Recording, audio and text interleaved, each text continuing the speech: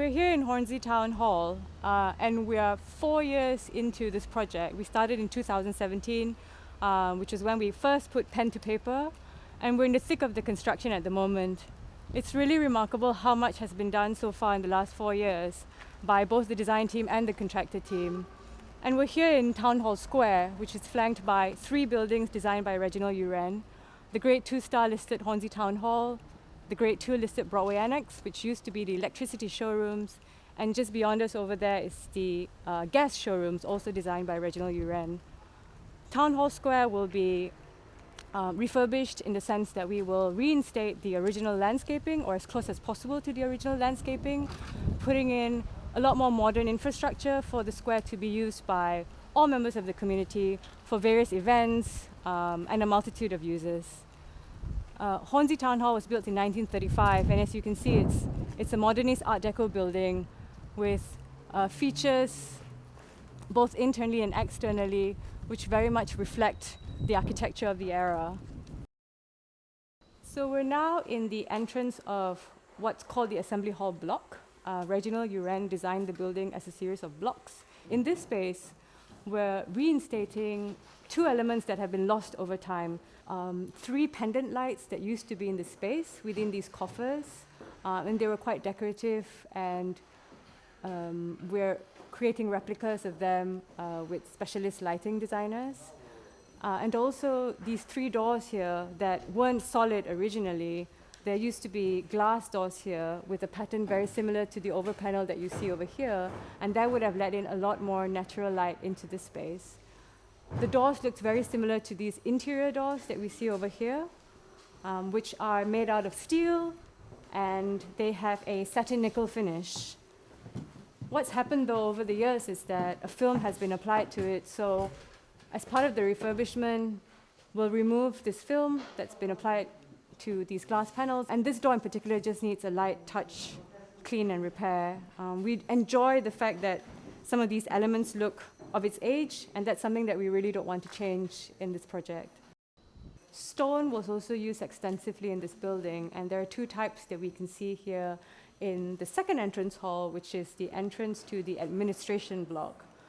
Paracord limestone, which is the lighter of the 2 stone types that have been used in the building, and there is an Ashburton marble skirting just here. And you can see that clearly the stonework has suffered some wear and tear, and it shows its age, and that's something that we wouldn't want to reverse or replace or repair, really, because it tells the story of the building being built from the 1930s, and it's us being honest to the materials that we have here today. The Ashburton marble is the darker of the 2 stones, and it's been used on this ground floor as well as the floor above, flanking the principal staircase that you can see is being protected at the moment. We are now in the Assembly Hall, probably the largest civic space designed by Regine Kandan in 1935. This space is almost unrecognizable to me today with the extent of scaffolding that's been put up, and this is to repair a large extent of the roof, but also quite a lot of the ceiling that's been damaged through water ingress. And you can see that the scaffolding extends throughout the entire breadth of this space. Regine Kandan designed this space to be a key civic space of the building, but also for it to have a variety of events, such as it being a dance hall. So what's below us today is a sprung floor with mechanisms still intact, something that we're not touching as part of this refurbishment, so that in the future, if we were to refurbish the mechanisms, it could be a sprung floor again. You can see in this room that the 2 main walls are lined with timber paneling, and this is something that is pertinent in the building.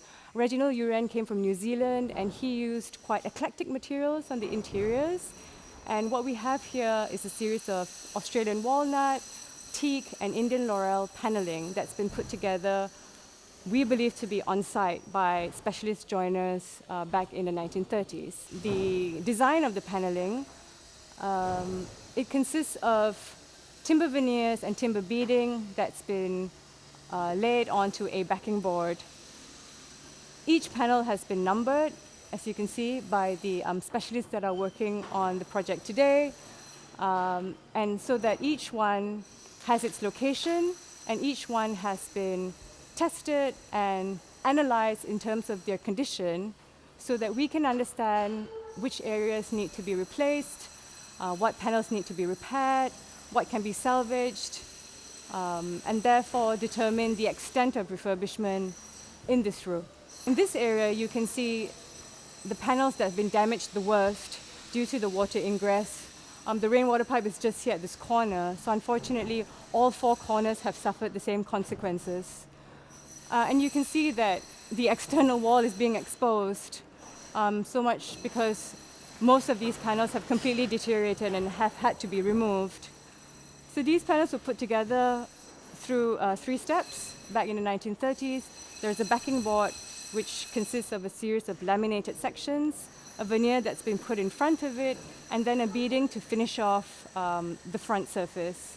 And that gives it its decorative look and the form that you see here today. Unfortunately, what's been happening with the lamination is the water has caused it to buckle and therefore stretch and crack, and most of the veneers have peeled away, and some of the beading has been lost as well. So this area is an example of the panels that really need to be replaced, as much as we would like to keep most of it. But as we move along the elevation and away from the water damage, you can see that these panels are in a better condition, although suffering the same extent of wear and tear and some water ingress as a result of damage on the windows. And as we move towards here, what we started to do in the design team and with the contractor is to trial and benchmark a section of the wall with a combination of new veneer, salvaged beading, and a new backing board, and therefore creating a piece here that tries as much as possible to reflect the original design of Reginald Uren, including the color of the veneer, the orientation of the grain of the timber, and using as much of the original beading as possible. We're here on the first floor and in front of the mayor's parlor.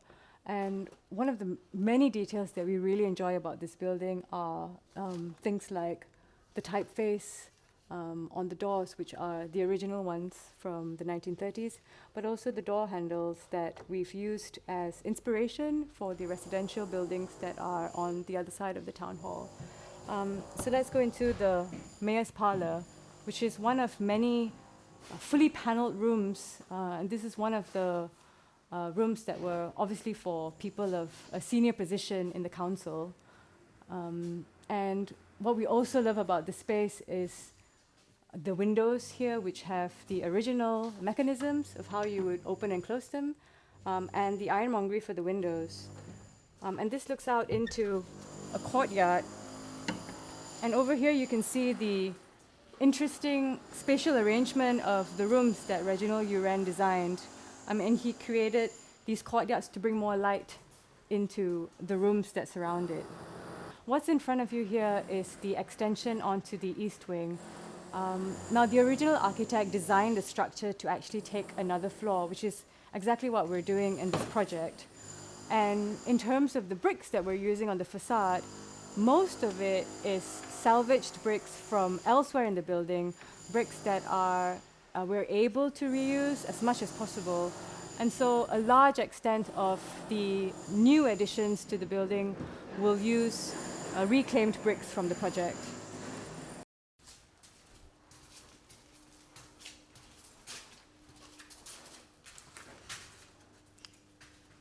So we just entered the committee rooms. It's a room that faces Town Hall Square, so it gets quite a lot of natural daylight, and it's a beautiful room. It's a very long room that can be subdivided into 3 with these folding partitions, but unfortunately that was a feature that was lost, likely in the 60s or 70s, when the ceilings were altered. That's one of the features that we'll reinstate, so these folding partitions will be in operation again, and the room can then work as one long room or 3 smaller rooms. As you can see, this room is also paneled from floor to ceiling, and the timber here is actually in pretty good condition. It just needs a very light polish, to rejuvenate the quality of the timber. But it's one of Reginald Uren's many decorative details that really stand out in this building and make it really, really unique. But one of the things I love about this room is the herringbone timber flooring, which has been used as inspiration in our residential projects. It's a pitch pine block in this herringbone pattern that you can see here. These aren't actually in bad condition. They're actually in fairly good condition, and they just need some light sanding down and polishing. But there are some blocks that require replacement because the top surface has completely deteriorated, and there has been some repair over the years that are unfortunately irreversible. But what's great is that we have found the similar blocks downstairs on the ground floor in one of the cloakrooms, which we will use to replace the blocks that have to be removed. Over here, what's missing on this wall is one of many clocks in the building. We believe that there are 78 clocks. We haven't counted them all, but what we are seeking to do is to reinstate the clocks in all these prominent rooms, such as this one, and to refurbish them so they're in working condition again. We're now here in the council chamber. As you can see, there is quite a lot of scaffolding here as well, but a lot of the work to the roof and the ceilings have been done. Like the assembly hall, this space suffered quite a lot of water ingress as well, particularly the ceilings in the first floor gallery over there, which were inaccessible. The fixed seating that used to be in this room has been removed temporarily in order to be reupholstered, so there'll be new leather upholstery being administered onto the seating. This space was used for events and for weddings in particular. On the two side walls here were original tapestries that were since replaced by modern tapestries. However, using the same photographs that we found from the archives, we've managed to replicate and recreate the tapestries as they were originally, and they will be reinstated in these areas over here. What we will do is include an acoustic backing to them. We have also found are all the pieces of the original furniture that used to be in here. Now, the furniture itself isn't listed like the building is, but we found the sets of chairs and the original table that used to be in the middle here in one of the warehouses in North London by Haringey. So we've taken those items of furniture and kept them in storage for safekeeping, and we'll reinstate them in this room once the building completes. Okay, so we're now on the roof of the building, in particular the roof of the assembly hall, which we can see over here. The roof is currently being repaired, and so the original slate tiles are being removed whilst the works take place. They're kept elsewhere, and then they'll be reinstated once the work's complete. So a vast majority of the original slate will be reused, and only when necessary, new slate will be sourced to replace the ones that have been severely damaged.